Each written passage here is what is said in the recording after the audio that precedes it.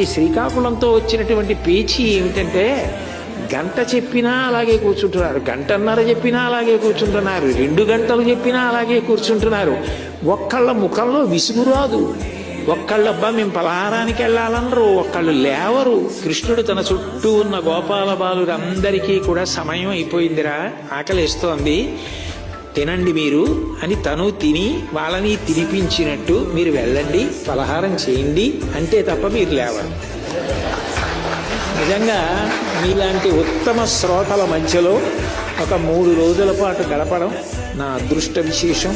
మీ అందరి ప్రేమకి, మీ అందరి భక్తికి నా హృదయపూర్వకమైనటువంటి అభినందనలు తెలియచేస్తూ నేను సెలవు తీసుకుంటున్నాను.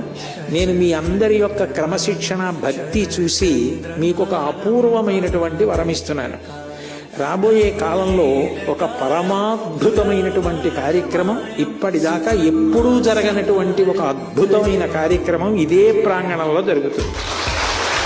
అది ఎప్పుడు జరుగుతుంది, దాని తేదీలు ఏమిటి అన్న విషయాలు మా చెల్లెల ద్వారా మీకు అందరికీ తెలుస్తాయి. అప్పుడు మీరు తెలుసుకుందరు. కానీ అప్పుడు మళ్ళీ